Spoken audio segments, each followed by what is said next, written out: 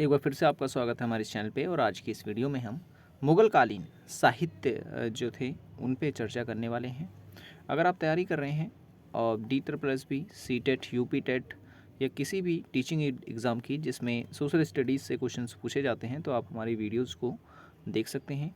पहले की वीडियोज़ देखना चाहते हैं तो लिंक इस वीडियो की डिस्क्रिप्शन में दे दिया है, क्लिक करके आप हमारी पहले की सभी वीडियोज़ को देख पाएंगे। तो चलिए शुरू करते हैं। देखिए, एक तरफ यहाँ पर साहित्य लिखा हुआ है, ठीक है, और ये साहित्य, और दूसरा यहाँ पर भाषाएं लिखी हुई हैं और यहाँ है लेखक के नाम, ठीक है। तो तीनों ही आपको याद रखने हैं। जैसे कि यहाँ पे लिखा हुआ है कि रामायण का अनुवाद, ठीक है, किसने किया था फारसी भाषा में, तो बदायूनी ने, ठीक है। बदायूनी इसका सही आंसर होगा। और किस भाषा में किया था, तो फारसी भाषा में किया था। भागवत पुराण का अनुवाद फारसी भाषा में किसने किया था, तो राजा टोडरमल द्वारा जो है ये अनुवाद किया गया था भागवत पुराण का। उसके बाद है भागवत गीता का अनुवाद जो है वो फारसी भाषा में किसने किया था, तो दारा शिकोह ने किया था।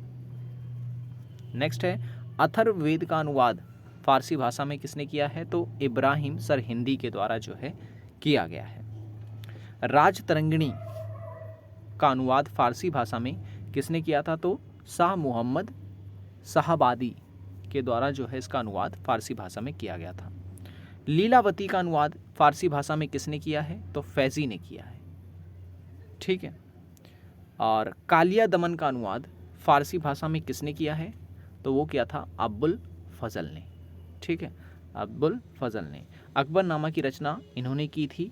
और अगर आपसे पूछे कि आईन अकबरी की रचना किसने की थी, तो अबुल फजल ही उसका सही आंसर होगा। और ये अकबर के दरबार के मतलब लेखक थे। नेक्स्ट है 52 उपनिषद का अनुवाद, ठीक है, फारसी भाषा में किसने किया है, तो दारा शिकोह ने किया है ये भी, ठीक है। पंचतंत्र का फारसी में अनुवाद किसने किया है, तो फैज़ी ने किया है, ठीक है। अच्छा, यहाँ पे आ गई अकबरनामा, जिसे आईने अकबरी भी कह सकते हैं। फारसी भाषा में इसका अनुवाद किसने किया है, तो अबुल फजल ने। तुजुक ए बाबरी, ठीक है, इसकी रचना जो है, अच्छा यहाँ पे मैंने अनुवाद बोल दिया, इसकी रचना अबू फजल ने की अकबरनामा की, ठीक है। अनुवाद तो पंचतंत्र का वगैरह का रखा है।